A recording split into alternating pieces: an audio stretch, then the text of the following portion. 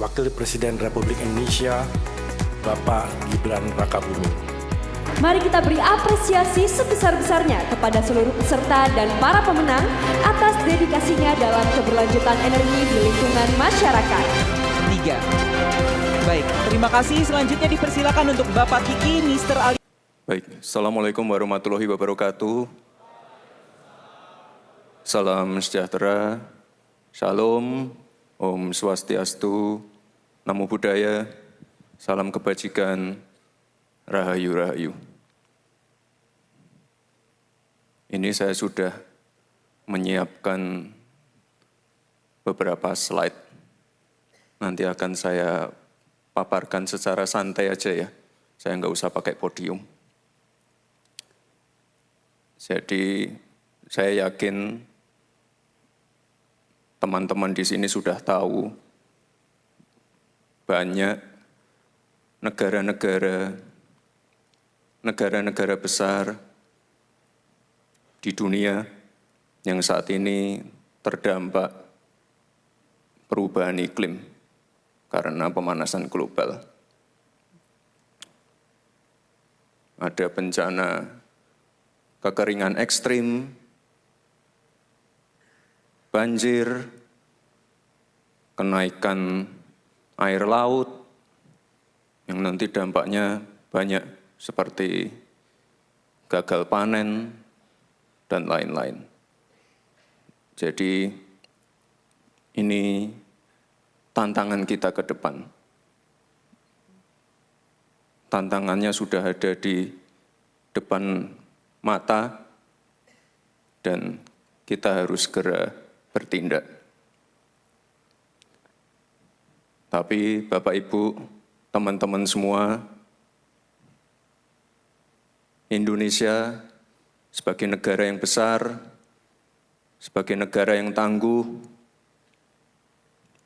walau digempur COVID-19, resesi global, konflik geopolitik, perang dagang, perang tarif, pertumbuhan ekonomi kita tetap resilient di angka 4,7–4,8% di kuartal pertama. Dan inflasinya juga terkendali year on year di angka 1,8%. Nah, ini PR kita ke depan, bagaimana kita bisa keluar dari middle income trap dengan meningkatkan nilai tambah di dalam negeri. Pak Presiden selalu berpesan, setiap visi misinya, setiap program-programnya, ini mohon untuk dijalankan dengan mengedepankan aspek lingkungan, sosial, dan keberlanjutan. Coba kita ke slide greenflation. Ini pernah ramai pada waktu debat Pilpres.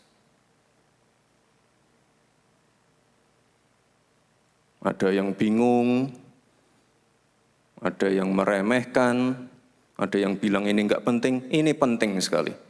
Setuju enggak? Ini pada lihat debat Pilpres enggak kemarin?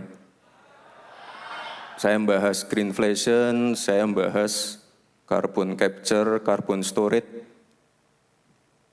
Ini tantangan ke depan. Jadi ini teman-teman, kalau kita lihat di negara-negara besar, ya saya nggak tahu ya, mungkin terlalu ambisius, terlalu bersemangat, terjadi yang namanya inflasi karena transisi ke energi hijau yang terlalu gegabah. Makanya ke depan kita harus hati-hati, jangan sampai masyarakat, rakyat kecil, industri kecil terdampak karena hal-hal seperti ini.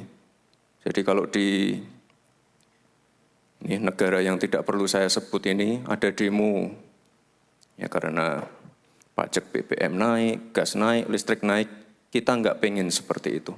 Kita tetap mengedepankan prinsip kehati-hatian. Ya, tadi kan sudah ada Pak Menteri BUMN, Menko Pangan, Menko Perekonomian, dari Danantara ada juga ya, mungkin sudah menjelaskan ini juga masalah bioenergi. Jadi tantangan ke depan kita tidak boleh lagi ketergantungan dengan energi fosil. Ya, kita harus segera melakukan transisi ke energi hijau.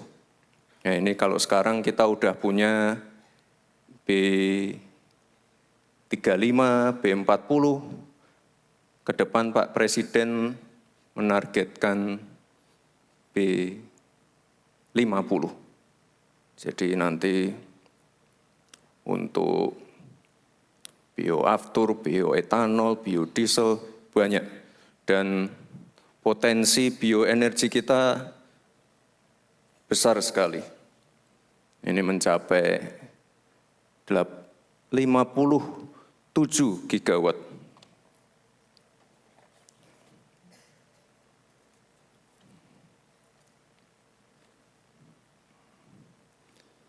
Dan kalau yang namanya sawit,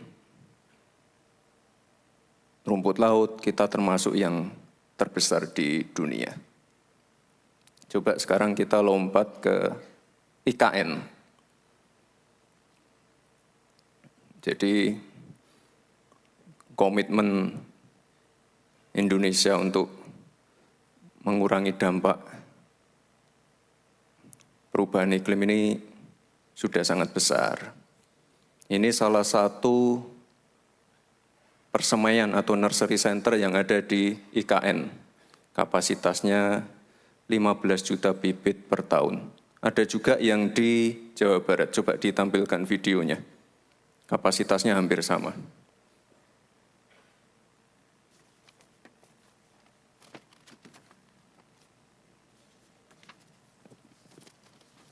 Enggak ada suaranya ya.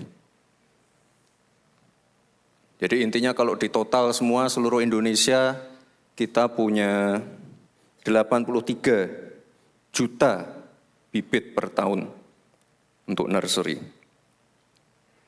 Jadi ini kembali lagi ke IKN. Dulu tuh banyak sekali hoax-hoax tentang IKN. Jadi apa? Oh, bangun istana di tengah hutan, membabat hutan. Itu salah ya. Udah tahu yang benar gimana? Itu di sana itu ada hutan produksi eukaliptus yang memang setiap 6-7 tahun itu memang dipotong. Jadi sekarang kita bangun IKN di sana, terus akan kita kembalikan lagi ke ini apa? Ya sebagai hutan heterogen dengan pohon-pohon endemi asli Kalimantan. Ya, ada pohon ulin, meranti, lalu ada pohon tengkawang. Jadi ini apa yang sudah dilakukan saya kira sudah on track. Lalu masalah kebakaran hutan. Sudah sangat berkurang sekali dibandingkan 10 tahun yang lalu. Pengurangannya sampai 85%. Ini mungkin masih ada beberapa titik rawan, titik-titik yang kebakaran. Mungkin hari Senin saya ke Riau untuk mengecek kebakaran hutan di sana. Lalu kita punya hutan mangrove terbesar juga di dunia. Dan ini penting sekali karena penyerapan CO2-nya ini 5 kali lebih dari hutan tropis. Enggak ada suaranya ya? Oh memang enggak ada suara, maaf ya. Oke.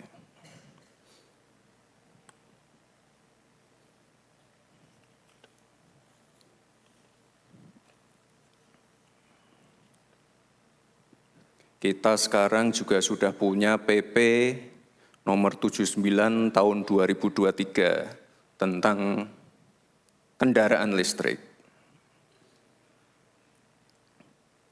Jadi karena peraturan baru ini, penjualan mobil listrik cukup baik di 2-3 tahun terakhir.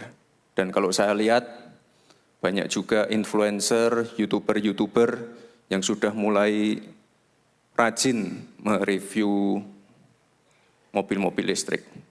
Gofar Hilman, Fitra Eri, Om Mobi, Ridwan Hanif, sekarang rajin sekali untuk mereview mobil listrik. Bentuknya macam-macam, dari yang murah, yang mahal. Sekarang juga bebas ganjil genap.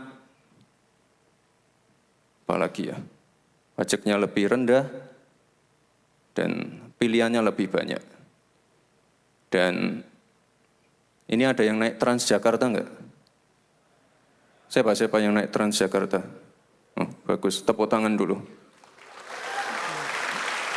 Jadi ini saya juga mengapresiasi Pak Gubernur Jakarta. Ini sekarang beliau sedang menambah armada untuk Transjakarta listrik. Ini ada 500 bis baru di akhir 2025 ya. Lalu digratiskan untuk 15 golongan, TNI, Polri, apalagi ya, kaum difabel, lansia, gratis. Hari Rabu, ASN sama gubernurnya wajib naik Transjakarta. Ini saya kira ini langkah yang patut diapresiasi dan patut dicontoh di kota-kota lain.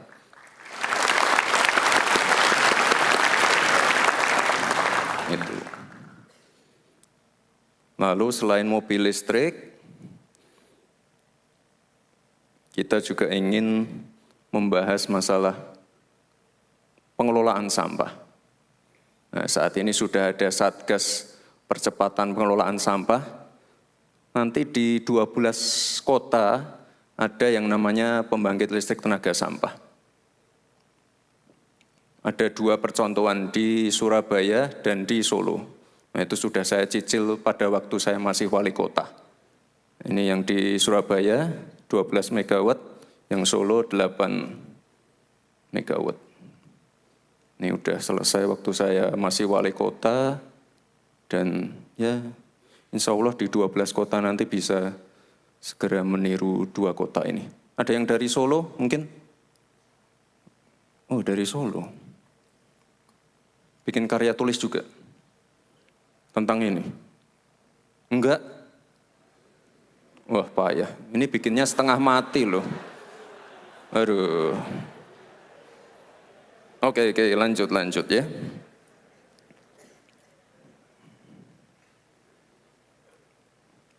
Kita juga punya pembangkit, selain PLTSA ya, kita juga punya pembangkit ini apa? Energi baru terbarukan. Ini yang paling gede di Asia Tenggara. Di PLTS Terapung di Cirata. Ada juga yang lain, PLTB. Oh, ini yang di Jatigede, Sumedang. Kapasitasnya gede banget. Nah, ini bukan di Belanda ya. Ini di Jane Ponto dan Sidrap. Ini bagus banget ini 2 tempat ini. Kita nggak kalah lah sama negara-negara lain. Lalu hari Selasa kemarin, Pak Presiden, saya dan beberapa menteri juga baru saja rapat terbatas tentang ini, KEK, Kawasan Ekonomi Khusus yang ada di beberapa tempat. Ini yang ada di Kendal, Galang Batang, Gresik, dan juga Batang, itu pabrik-pabriknya sudah memproduksi solar panel, solar cell, dan sudah diekspor ke US, Eropa, dan China. Jadi ini luar biasa sekali. Dan pabrik-pabrik seperti ini akan kita genjot terus. Yuk, next.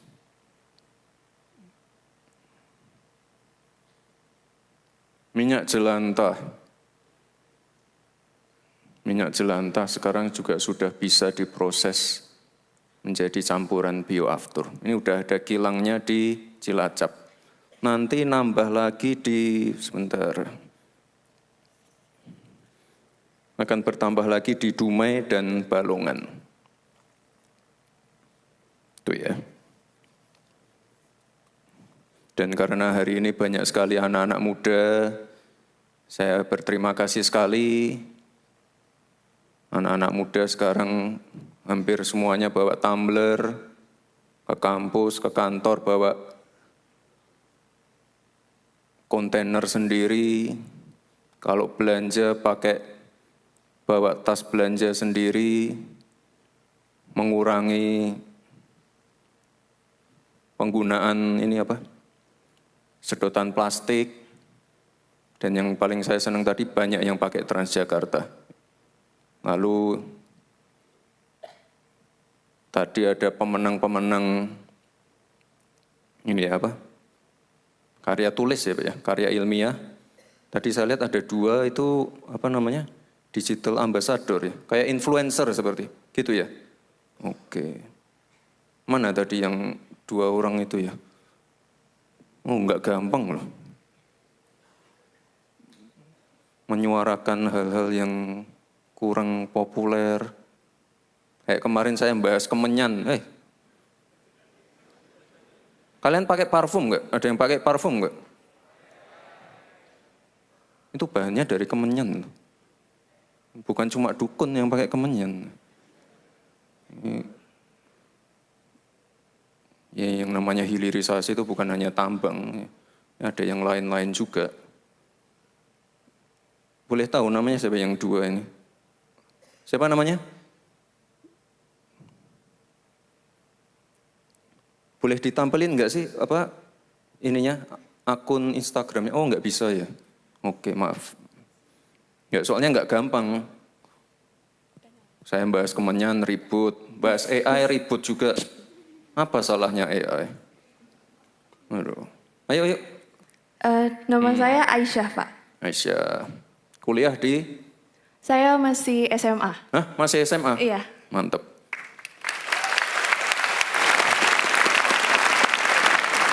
Sebelahnya Aisyah. Perkenalkan, nama saya Alena Ratu Lestari, berkuliah di Institut Teknologi Bandung. Oke. Apa yang kalian lakukan, apa yang kalian promosikan di akun kalian? Kalau saya sendiri di akun saya mempromosikan tentang keberlanjutan. Apa? Misalnya apa? Misalnya kayak cara-cara kecil yang bisa kita lakukan untuk menjaga lingkungan. Misalkan membuang sampah pada tempat sampah, atau tadi menggunakan tumbler, atau mungkin menggunakan transportasi umum dan sebagainya. Bagus. SMA. Bagus. Satunya siapa? Alena. Kurang lebih sama juga Pak. Jadi kalau tujuan dari video yang saya buat dengan teman-teman saya itu adalah mengingatkan kembali kepada generasi muda untuk boleh punya kayak visi besar, misi besar, tapi tetap harus ingat untuk menerapkan hal kecil tadi seperti membawa tumbler sendiri, terus menggunakan transportasi umum dan sebagainya. Karena kan aksi kolektif itu kalau dilakukan bersama-sama akan menjadi besar gitu Pak. Oke.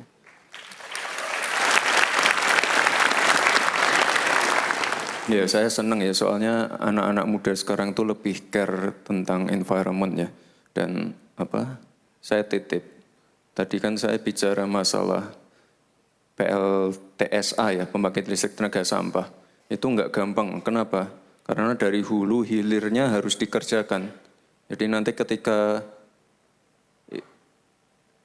PLTSA-nya sudah terbangun, itu otomatis dari rumah-rumah kalian semua, itu harus sudah memilah sampah loh. Plastik yang ini dipisah. Dan itu enggak gampang. Pada waktu saya masih wali kota, kita nyoba di 1 kecamatan, 2 kecamatan, 3 kecamatan, enggak gampang. Kenapa? Banyak yang protes, ribet. Udah bayar retribusi masih disuruh memilah. Nah ini kalau anak-anak muda, justru anak-anak muda nanti yang ngasih tahu orang tuanya. Ya, Bu, Pak, dipisah. Jadi nanti mengurangi kos untuk sorting di di PLTSA-nya. Ya, makasih ya. Pokoknya jangan lelah, jangan bosan, jangan takut dibully untuk menyuarakan hal-hal baik seperti ini ya. Makasih ya.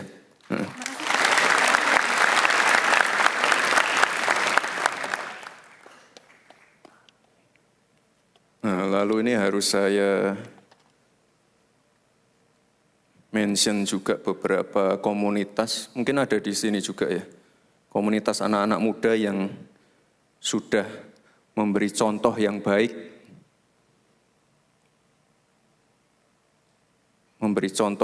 terkait ini bagaimana menjaga lingkungan yang baik. Kalau ini udah viral, nih sering viral. Ada Pandawara di sini, anggota atau apa? Nggak ada ya. Pandawara tahu ya?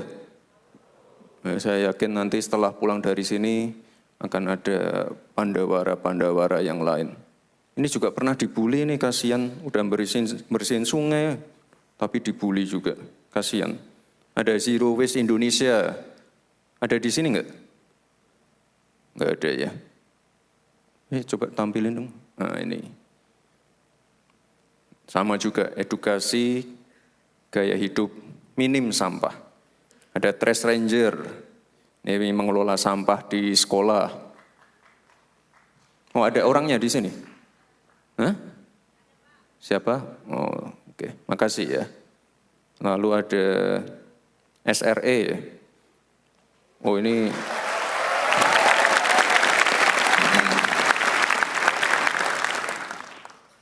yang sudah ada di 51 kampus.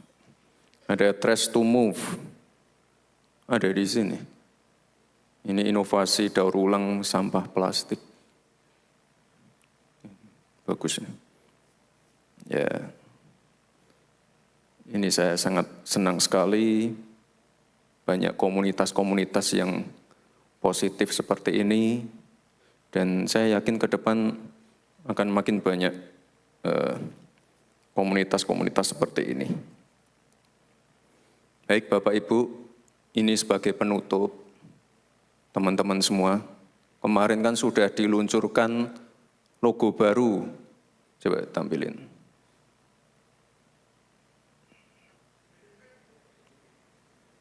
Diluncurkan langsung oleh Pak Presiden. Saya titip teman-teman semua ya. Ya, anak-anak muda itu kan punya dorongan yang kuat, lebih care, lebih aware tentang lingkungannya, dan Pak Presiden ini memberi ruang yang sangat besar untuk anak-anak muda untuk berkreasi, berinovasi. Jadi saya sangat senang sekali anak-anak muda seperti ini diberikan ruang, dan ke depan pasti akan kita kawal. Karya-karya tulis yang tadi sudah dibuat, nanti tolong dikirim ke saya juga. Coba kita pelajari apa nanti yang bisa kita kolaborasikan dengan pemerintah. Dan, oh ini ada pantun. Soalnya di catatan saya nggak ada. Sebentar. Cuma 2 ya, dia ya. Oke, bentar ya saya pilih dulu. Oke, sekarang waktunya transisi hijau. Agar nikmat alam makin terasa. Anak muda bukan waktunya galau, tapi bergerak maju membangun bangsa.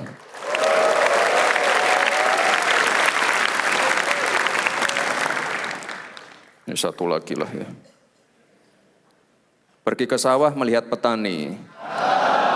Petaninya istirahat sambil makan nasi. Saya senang hadir di sini, bertemu anak muda yang penuh semangat dan inovasi.